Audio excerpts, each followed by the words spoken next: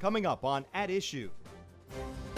When the revenues are in a roller coaster, it makes it difficult. State budgets. The Senate approves its versions. We'll tell you what could get more state money and what could get less. We got to just be realistic with ourselves. Road and bridge repair. There's a push to make a plan for statewide improvements, but no agreement on how to fund it. We want to activate other pastors and people of faith to understand this is a crisis in the state of Mississippi. And prison reform.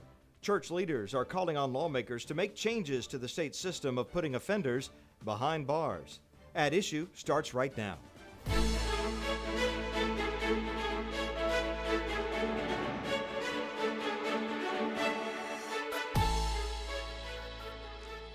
Hello, thank you for joining us. I'm Wilson Stribling. Welcome to another edition of At Issue, where we discuss and debate the critical issues facing the state of Mississippi and, of course, how these issues impact you. And we want you to share your opinions and comments with us.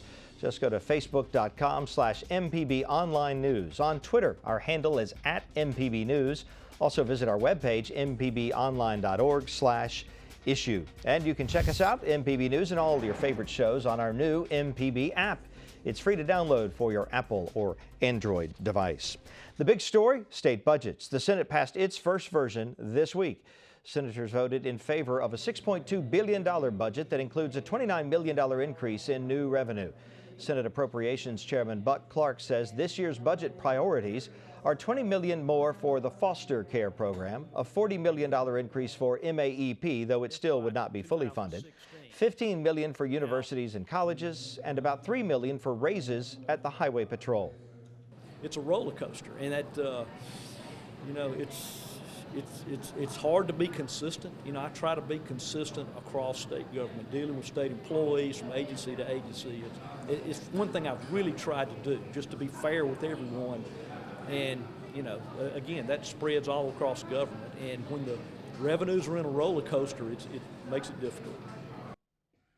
The Senate version also calls for consolidating agencies focused on health and agriculture and for a 5% cut to state agency budgets for an overall savings of $60 million. Lawmakers also passed Senate Bill 2921, a dummy bill or placeholder to address repairing roads and bridges in the state. The bill focuses on the problem but does not address where the money would come from to pay for it, and that's what is drawing some criticism.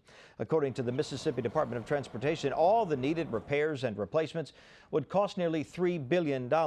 There are more than 7,000 miles of state roads in very poor condition, and more than 1,000 bridges are deficient. The Mississippi Economic Council suggested that lawmakers set aside $375 million annually to improve transportation infrastructure, recommending raising fuel taxes, raising vehicle registration fees, or putting in toll roads to pay for it.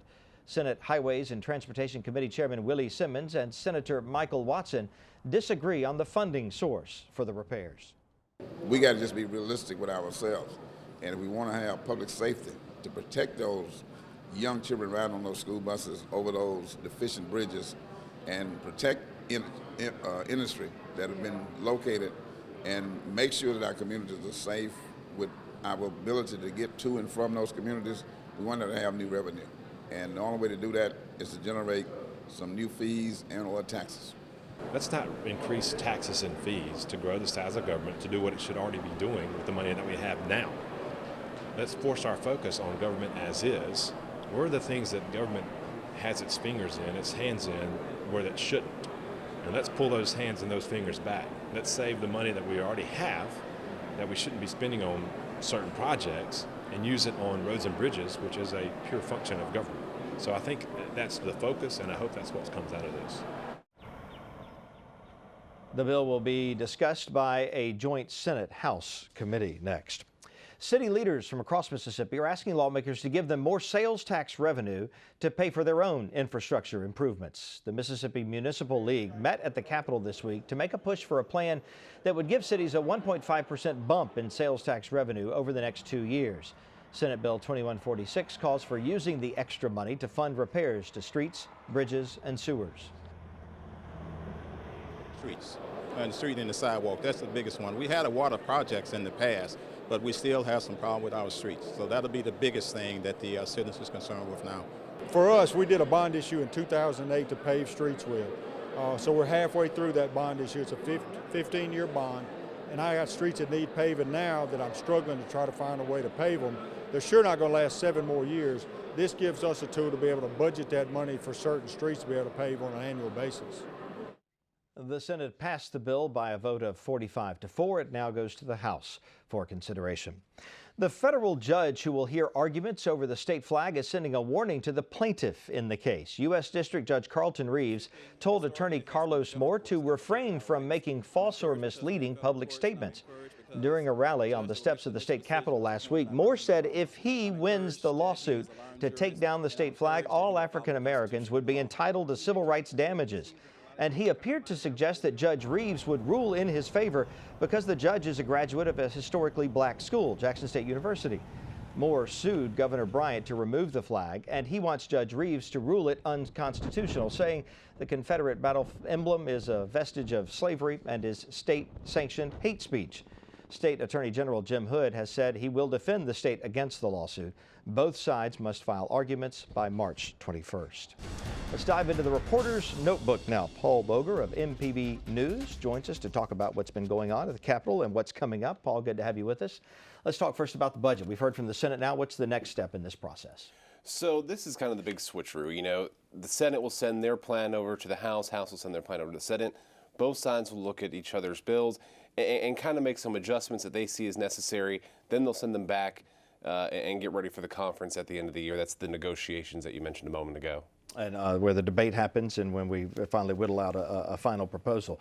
Let's talk about tax cuts. That's something that we had talked about at the beginning of the season here, the beginning of the legislative session, that we expected to see some effort to cut some taxes. What's the status of those efforts? You're right. The tax cut plan that was brought up last year, getting rid of the franchise tax, getting rid of the first 2 brackets of the state's income tax, and bringing the state's self-employment taxes more in line with the federal government, that plan is back.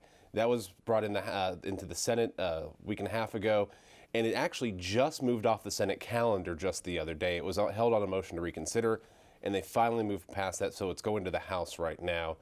Essentially, you know, this would cut about $550, $600 million from the state budget over the next 15 years. So a significant portion of state revenue right there. Folks who are against it say the state can't lose this money at this time because they're not generating the revenues they thought they would be. You still have to fund state government. Supporters are saying, you know, this is a tax break for everybody. This is a tax break for residents and corporations. The governor, others have said they could support some sort of taxes in other places if there is another tax cut to cancel it out. Might that cushion the blow of a potential tax increase somewhere along the way? I think it could, but at this point, I don't think there's any real desire to raise taxes really anywhere. You know, looking at the transportation bill that went through the Senate just the other day, there was another plan to raise the state's gas tax by about 8%, bringing the state's gas tax to about 30 cents per gallon. You know, that was met with harsh criticism in the Senate by both sides of the aisle.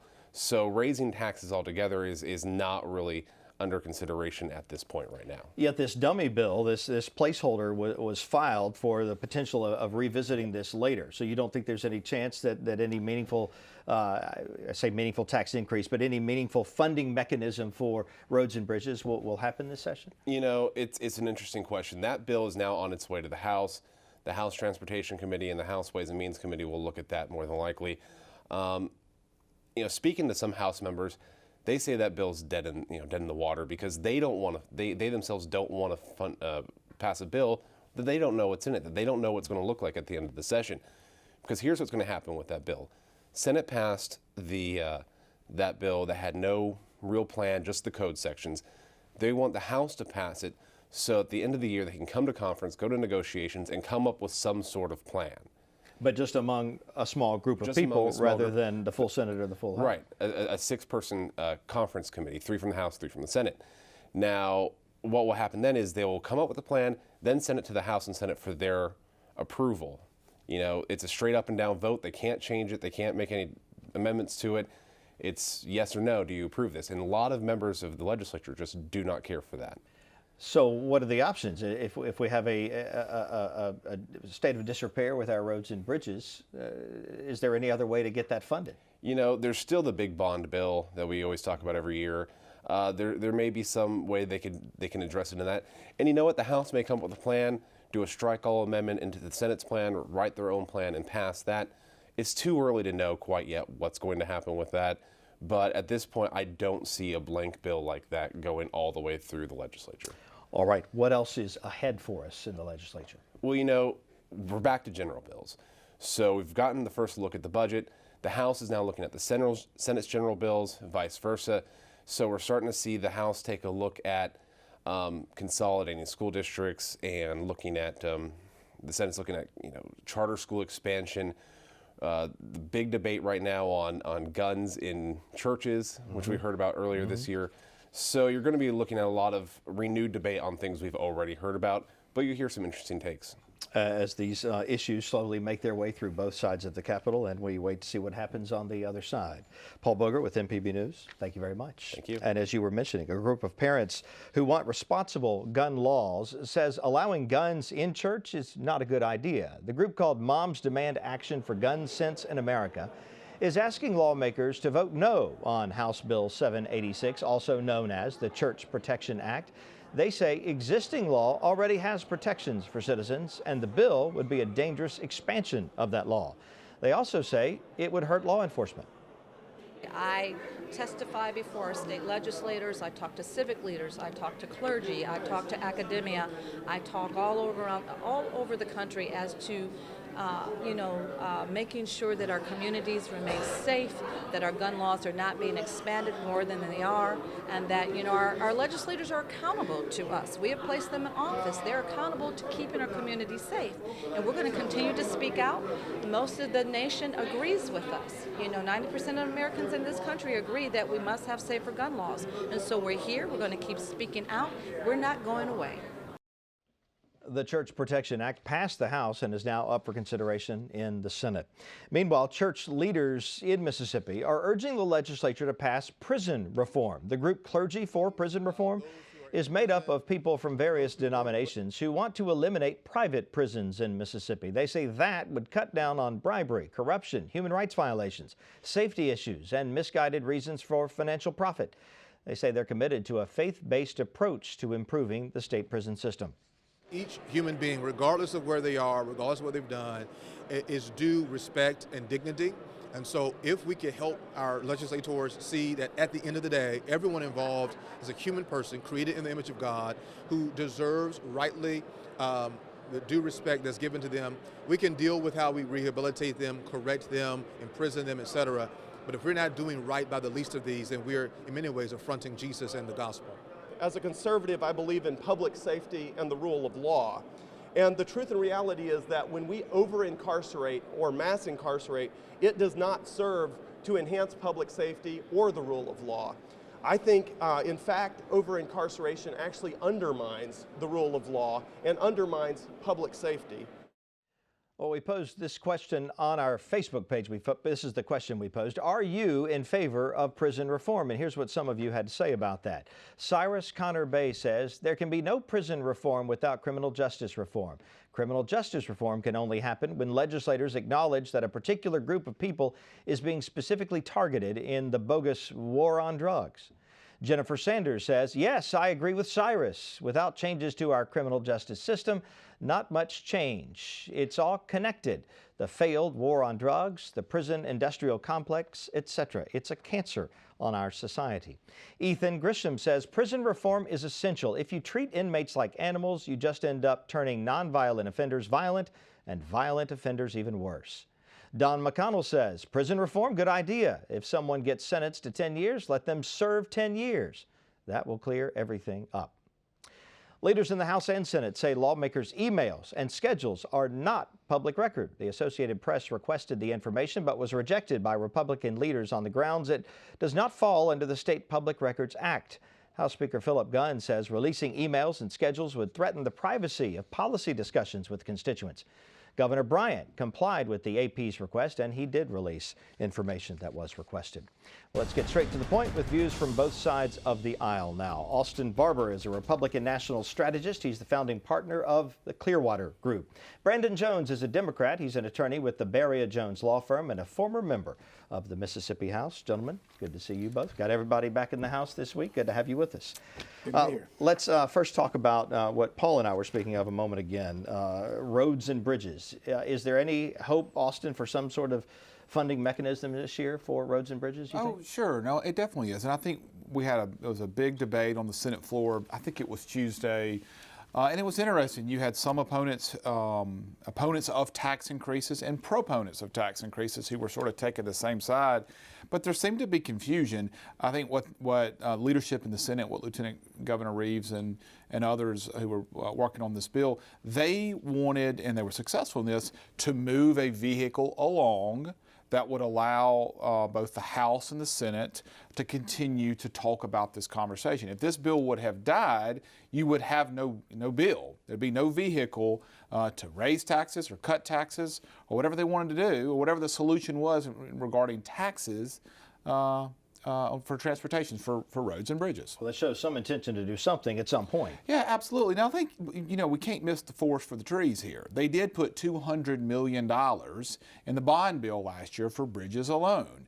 And obviously, you'll have another bond bill that will come out this year, which is a perfectly acceptable vehicle like they used last year to help fund a project to continue to improve roads and bridges throughout our state. But Brandon, you got the MEC coming out and saying that more is needed. That's $374 million a year, they're saying. Yeah, the state's Chamber of Commerce has been beating a drum on this issue for quite some time, and this is after speaking with our small and large business owners about what it takes to make a great state.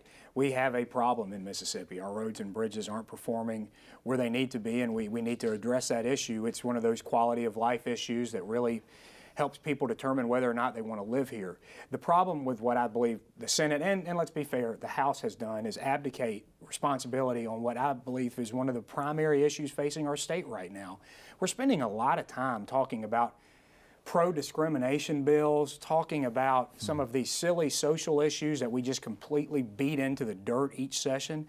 And it's unacceptable at this point in the session to say we don't have an answer. Even if it's an incomplete answer, this is a non-answer. And I understand, there is some truth to what... You're talking about the dummy bill. The dummy bill. There's some truth to what Austin said. Without this vehicle, there would be no vehicle because every opportunity failed in the House. And that's absolutely true. But the idea that we don't even have a proposal, if you're watching this from outside of the Capitol, you don't know what to think because you haven't been given anything to have a counterpoint or point to. But it's not fair to judge these guys until the clock is up, okay? You're a former member of the legislature. You understand how the rules work there. You have the full term, the full session term, so let's hold our judgment, hold our scorn for them. I don't certainly have any right now. I don't think you do. You want to see a plan, and nothing wrong with that.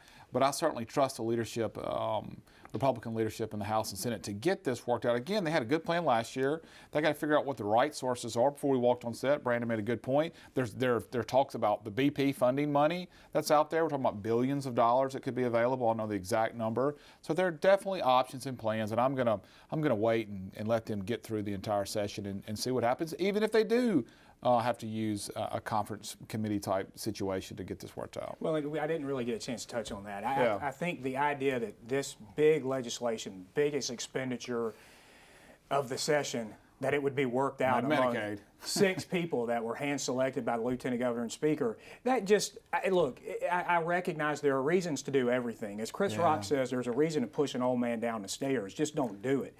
This ought to be something that's vetted by the entire state and vetted by the entire legislature. Well, it will be. I didn't think Chris Rock was going to come up on that issue this week, but he did. He should always come up. Yeah, sure. Well, it will get a chance to be vetted. Conference committees have always been a procedure, an opportunity, an option for the legislature to use. And again, voters will get to see the end product at the end of the session, and they'll say, we like that, we don't like that, and they'll take it out of the ballot box or the email inbox as some have decided to do this week. Before we leave this, though, how much of this is just a lawmaker not wanting to have a tax increase on his watch for fear of not getting reelected? Well, I think that, I don't know if it's for fear of not getting reelected, Wilson. I think it's because that's not what they believe in. I saw Michael Watson, who had some pretty strong comments about, listen, we ought to use the money that we have, maybe reallocate funding and priorities. And I think it's more of a fundamental belief of, I don't think we need to go raise taxes for some of the individuals and where they are right now. And look, I think it's the media's job. I think it's the citizens' job. I think it's our job to say to Senator Watson, you are incorrect mathematically. The math does not work. That is nonsense words. It sounds good, but that makes no sense. We can't plug the holes we have with that existing revenue. Go talk to Herb Frierson about existing revenue.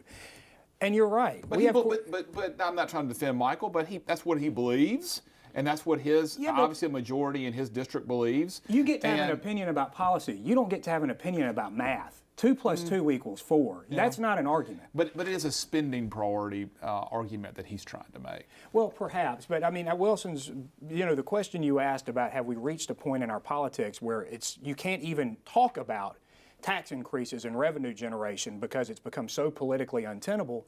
There's no question we live in that stranglehold. Yeah. And at some point, it's going to take a strong Republican to get us out of it because that's the party that's created that stranglehold. And I think we have some people over there that I have confidence in that I think are bigger than some of the political issues going on that could show leadership and maybe say, look, I know we don't like this, and it's not something that we do willy-nilly, but we have to find a way to generate funds necessary to do the business of the state. I think you're right.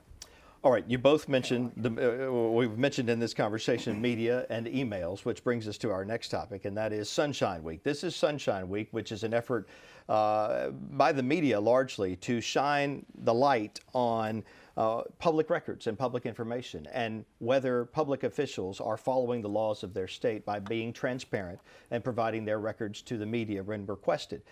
There is an effort led really by the Clergy and Ledger here in the Capital area to make requests of legislators and various agencies for emails, things like that are public record, and we've gotten this varied response from the various agencies. Austin, do you think the media goes too far in making these requests? I don't know enough about their request. I think if the media, whether it was the Clergy and Ledger or WLBT or Mississippi Public Broadcasting, who came forward and said, we want to see every email you've gotten, well, that would be ridiculous. But if they came in and said, we want to see every email you've gotten or sent on Medicaid issues, well, they want to study that specific issue of Medicaid. But there obviously seems to be some massive confusion here between the different government, branches of government, from the governor's office to the legislature to different agencies, of what is the law. And certainly somebody needs to clear that up, whether it's the Attorney General's office or somebody, or we need to go pass some legislation that's very black and white that says this is what you are required to do by law if the media comes forth and asks for such information. And I should point out that the legislatures who passed the public information laws here in Mississippi, there's the Center for Freedom of Information here in the Jackson area that oversees this, or it's statewide. Are they asking too much to find out what legislators are saying to each other and to their constituents? No. I mean, these are state-sponsored internet accounts, and they're ostensibly doing the state's business. It's absolutely in the wheelhouse of what sunshine legislation is about and what open records is about. And I look askance, and the AP did this story about states across the United States where they were getting answers like this from Republicans and Democrats. I don't know what's the matter with these people. Yeah, I don't get it. I want to make sure I'm on the record here. No, I totally agree. We need to have transparency in government. If you're using a state-sponsored government account that the taxpayers are paying for, and someone comes forth with a real request to see what you're talking about, absolutely you should have to do. My point was there's confusion out there about what is required, and that needs to be cleared up. And maybe it needs to be cleared up by our Attorney General. From a technical standpoint, I can say firsthand, I asked for his permission before I mentioned this, but Representative David Berry tried to respond, and he was having a hard time figuring out how to produce voluminous emails, and there wasn't an IT person that could kind of put that in an easy-to-prove way. Yeah. So he suggested to the reporter, hey, would you just look at my emails? You can just look at them.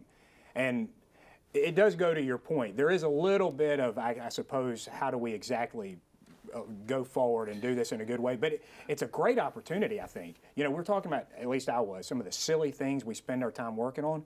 This would be a great thing for a committee to be formed on to come out with legislation that streamlines. And you could almost segue it into campaign finance reform. I think what we need in campaign finance report is clear transparency. How the money that you receive, who you received it from, and how you spend it. Republicans in the legislature, I feel like, are confidently for this. I'm for unlimited contributions, whether it's from a group of trial lawyers, whether it's from Walmart, no matter what side of the aisle it's on, I'm for unlimited contributions as long as you are fully transparent with who is giving you your money and how you're spending your money. I think it's the same thing. Transparency from who you're talking to when you're using a state account, email account, and who you're taking money from and how you're spending it.